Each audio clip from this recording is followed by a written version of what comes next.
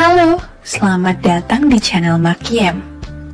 Pada kesempatan kali ini, kami akan menceritakan sebuah kisah menarik antara supir, nyonya majikan, dan pembantunya.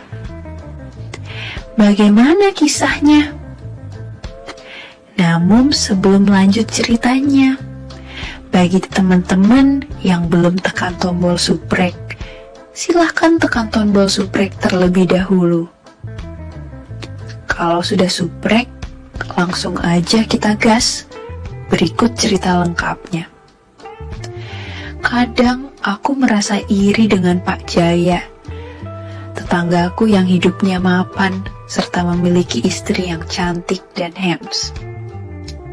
Padahal, jika ku perhatikan wajah Pak Jaya, ini bisa dibilang pas-pasan, bahkan jauh jika dibandingkan denganku.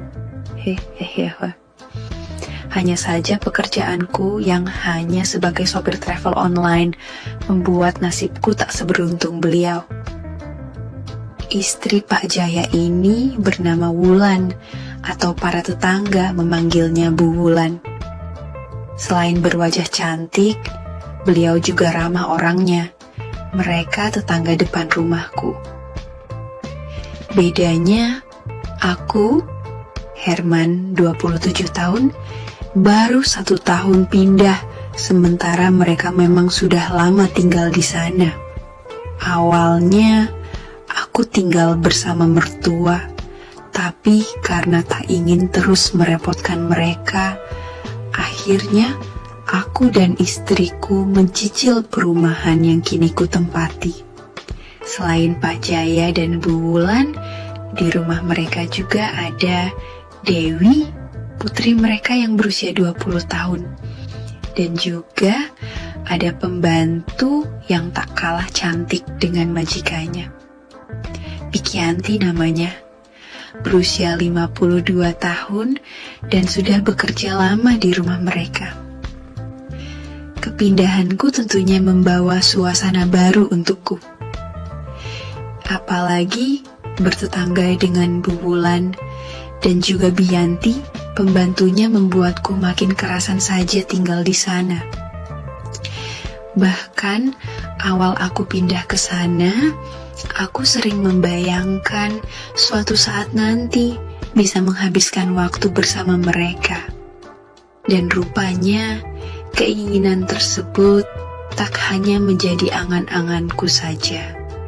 Karena setelah 5 bulan kemudian, ada satu kejutan yang tak pernah kusangka-sangka antara aku dan mereka. Dan seperti inilah kisahnya. Suatu ketika, di hari Minggu, Pak Jaya menyuruhku mengantar keluarganya pergi wisata ke pantai. Tentu saja aku mengiyakan hal itu. Selain karena tetangga sendiri, beliau juga memberiku upah yang lumayan juga. Seluruh keluarga termasuk Bianti, pembantu mereka, ikut bertamasya. Perjalanan sekitar 3 jam kami lalui tanpa ada kendala. Sampai akhirnya kami pun tiba di tempat tujuan, kira-kira jam 9 pagi. Setelah membayar karcis, kami pun mengamati panorama alam di tepi pantai. Selanjutnya, kami mencari tempat untuk duduk di bawah pohon rindang untuk meletakkan makanan yang dibawa sebelumnya. Damai rasanya makan di tepi pantai sambil mengamati lautan dan juga rendang buatan Bu Wulan. Tetapi tukang asongan juga tidak sedikit yang datang.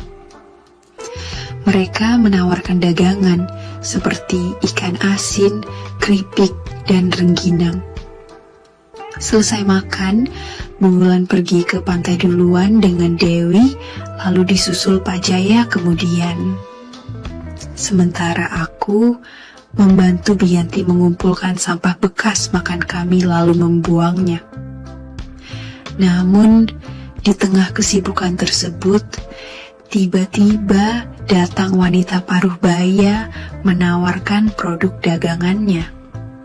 Sejenak aku terheran, pasalnya wanita itu menawarkan produk yang biasa digunakan wanita untuk skibidi papa sendiri.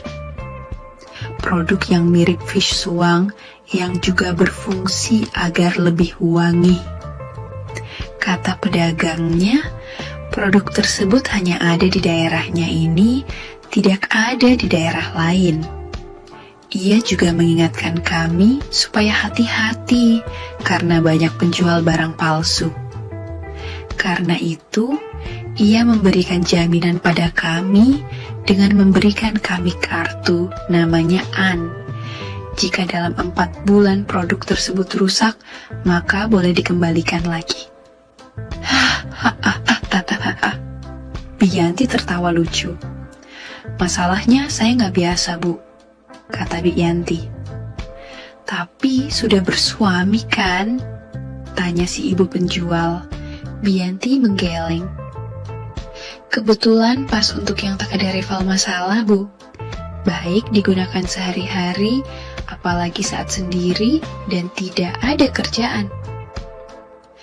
Saya juga sering kok. Bu, monggo bisa diuji dulu, saya bawa contohnya, kata si ibu yang lantas mengambil contoh di tasnya. Bianti lantas menoleh ke arahku, seolah meminta pendapatku. Terserah aja, Bi, ujarku. Kalau saya uji, nggak dibeli nggak apa-apa kan, Bu? Tanya Bianti pada penjualnya. Yang penting pas dulu, untuk harga bisa nego, sahut si ibu. Di mana, Bu? Tanya Bianti. Di sini juga nggak apa-apa, jawab si ibu penjual. Sejenak aku kaget, apalagi Bianti mengiyakan ucapan ibu tersebut. Bianti ini usianya 52 tahun, suaminya meninggal karena jantung 2 tahun lalu. Serius, Bu? Tanya Bianti. Gak banyak tamu yang datang kecuali asongan, mereka juga ngerti kok. Sejenak Bianti menoleh ke arahku, namun dengan segera aku melengos. Selanjutnya, pagelaran kesenian budaya pun tertera di sudut kota. Suasana yang semula sunyi menjadi damai oleh ceramah rohani Bianti. Entah bagaimana awalnya, mendengar ceramah tersebut, ponstan aku menoleh. Dan tentu saja, niat mulia lainnya pun timbul, tapi aku berusaha menepisnya, meskipun tak bisa. Andai saja, gumamku. Hingga kira-kira setengah jam berlalu, pagelaran kesenian budaya Barong itu pun usai. Jadi yang beli, tanyaku pada Bianti yang baru tiba di pangkalan udara. Bibi gak bawa uang, Mas, jawab Bianti. Aku lantas menoleh ke arah penjual tersebut lalu membayarnya. Setelah berpamitan, ibu itu pun melangkah pergi mencari wisatawan lainnya, meninggalkan aku dan Bianti yang termenung di sana. Entah apa yang Bianti pikirkan, namun dengan segera aku mengutarakan niat mulia yang sedari tadi terngiang di benakku. Bianti kaget, tapi sejenak ia celingak-kelinguk. Serius ini? Tanyanya saat aku mengambil hikmah kehidupan dunia fana. Bibi, pasti banyak masalah kan? Tanyaku. Bianti tersenyum. Tentu saja aku paham dengan maksudnya.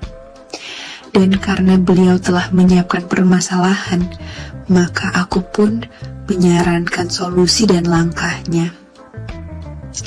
Kupikir Pak Jaya beserta istri dan putrinya juga masih berjalan-jalan di pantai. Tentunya juga mereka akan lama. Maka tak ada salahnya aku meluangkan waktu untuk membantu meringankan masalah yang dialami Bianti. Bukankah sebagai manusia kita juga harus saling membantu? Udara pantai yang sejuk memang baik untuk menyarankan solusi permasalahan tersebut. Dan mungkin karena agak lain, Biyanti sesekali bernyanyi lagu lawas Syahrini. Aku baru tahu, rupanya suara Biyanti merdu tak seperti tadi yang hanya ceramah rohani. Hingga kira-kira 30 menit berlalu, dengan pemikiran dan tujuan yang sama, akhirnya problematika permasalahan tersebut pun teratasi. Solusi mana yang pas, Bi? Tanyaku ketika ia tiba. Masak masih tanya. Solusi yang asli lah, jawabnya sambil tertawa. Tak kusangka pedagang tadi justru membawa berkah untukku. Sekitar jam 1 siang, Bu Wulan kembali menemui kami sendirian. Loh, Pak Jaya sama Dewi mana, Bu? Tanyaku. Bapak mancing ikan sama Dewi, sahutnya. Akhirnya, setelah ngobrol-ngobrol sebentar, Bu Wulan menyuruh Biyanti menyusul Pak Jaya dan Dewi sambil membawakan mereka makanan. Pak Jaya memang sangat gemar memancing ikan, bahkan Bu Wulan bercerita, jika dulu sewaktu muda, jika pacaran sering mengunjungi pantai dan menyewa sampan. Loh, Man, ini apa? Tanya Bu Wulan heran memperhatikan produk yang dibeli Biyanti tadi.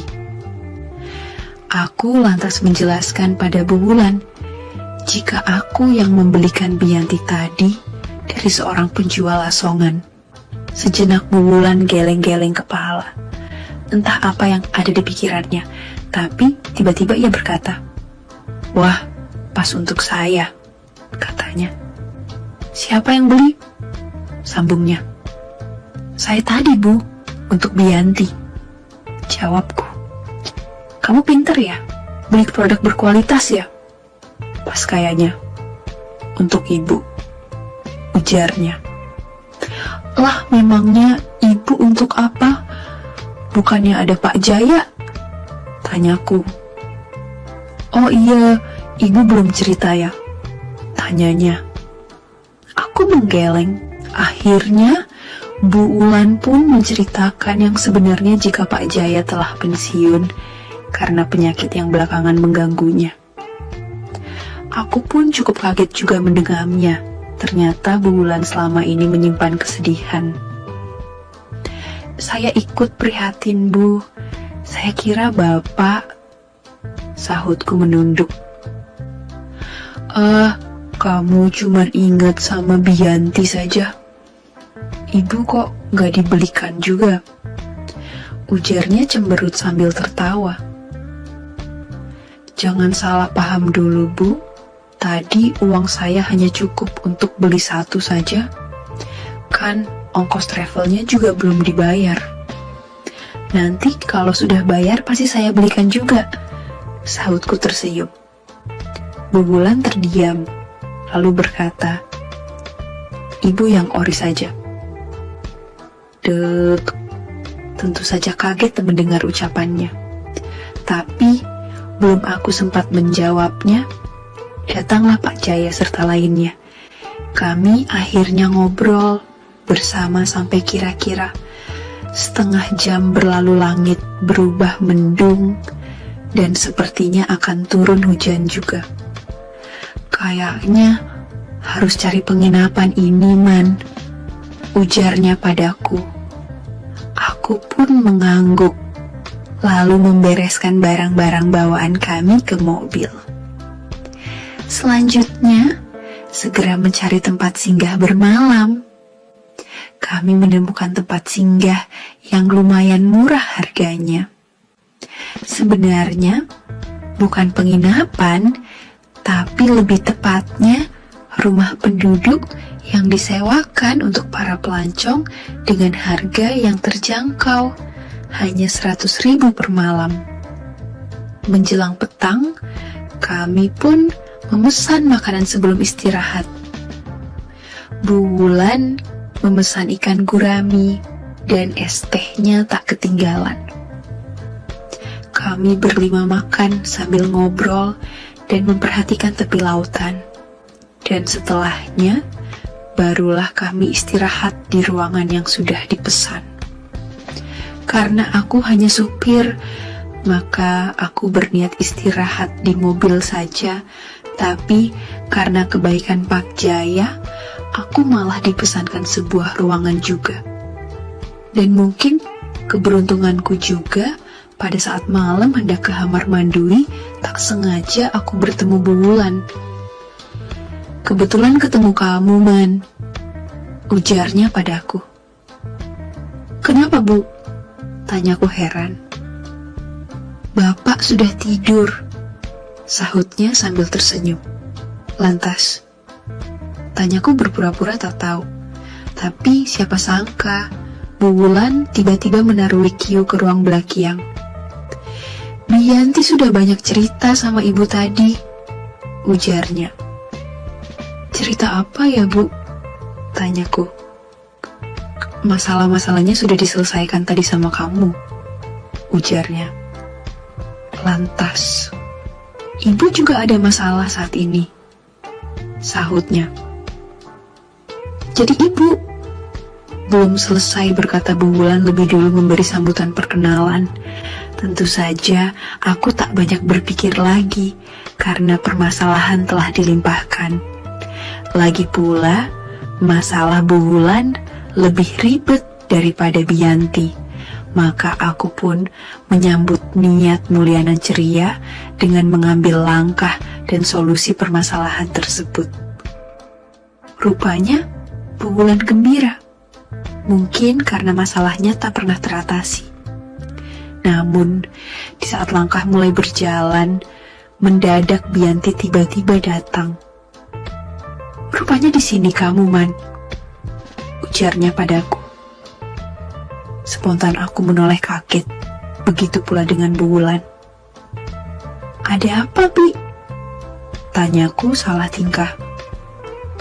"Bibi, ada masalah lagi. Kamu ada solusi?" tanyanya. Aku menoleh ke arah Bu Wulan, rupanya dia tersenyum, lalu melangkah ke ruangan Bianti. Sementara aku dan Bianti terheran dengan maksudnya. "Kok masih bengong sini?" ujarnya. Aku pun tersenyum, begitu pula Bianti. Dan mungkin kalian sudah bisa menebuak bagaimana akhir rukun tetangga perumahan tersebut. Saat itu, aku baru mengerti jika Bu Wulan memang begitu rukun dengan pembantunya. Dan dari sanalah aku juga mengerti. Pantas saja Bianti kerasan bekerja di rumah Bu Wulan. Ya mungkin karena kerukunan tersebut. Pagi harinya, kami berkemas untuk bersiap pulang ke rumah. Tepat jam 8 pagi, saat hendak melajukan mobil, Pak Jaya memberiku 8 lembaran ratusan sebagai upah menyewa mobil travelku. Kupikir mungkin terlalu banyak upah tersebut. Apalagi beliau sudah berbaik hati memberikan makan dan tempat singgah semalam. Akhirnya, ku kembalikan sebagian. "Loh, kok dikembalikan, Man?" tanyanya heran. 500 saja sudah cukup, Pak. Tapi lain kali kalau liburan dengan mobil travel saya lagi. Ya, Pak? Ujarku sambil menoleh ke arah Bu Wulan dan Bianti. Keduanya tersenyum, membuat Pak Jaya dan putrinya bertanya-tanya. "Kok masih tanya?" "Ya tentu iya, Man. Nanti kalau liburan Bapak pasti dengan mobil travelmu lagi," sahutnya. Bagiku, pekerjaan travel saat itu paling berkesan dan berbeda dari yang pernah kujalani. Tentunya, aku yakin setelah liburan kali itu, Pak Jaya akan menggunakan mobilku lagi. karena ia beranggapan dengan travelku lebih murah dari yang lain. Begitulah kisah yang pernah kualami. Hingga kini aku masih menekuni profesi supir travel ini. Dan tentunya setiap kali Pak Jaya hendak berlibur, beliau selalu menggunakan jasa travelku lagi. Sekian dulu ceritaku hari ini. Semoga ada pelajaran yang dapat dipetik. Terima kasih. Sekali lagi, tidak pernah lupa, Mimin ingin mengingatkan bahwa tidak ada maksud untuk merusak moral. Tapi di sini kami selaku admin channel Makyem hanya berbagi pengalaman dari viewer saja yang tentu saja tidak untuk ditiru. Terima kasih sudah mau mendengarkan kisah nyata ini. Ambil baiknya dan buang buruknya dari cerita kisah ini. Semoga hal seperti ini tidak terjadi kepada kita semua, bosku. Dan semoga kita semua dilindungi dari mara bahaya. Amin ya Rabbal Alamin. Terima kasih dan sampai jumpa di cerita selanjutnya. Jangan lupa like, komen, share, dan subscribe. Oh iya, kira-kira kalian semua bosku yang terhormat kepengen kisah-kisah yang seperti apa lagi nih? Tolong berikan komentar-komentar kalian di video ini ya.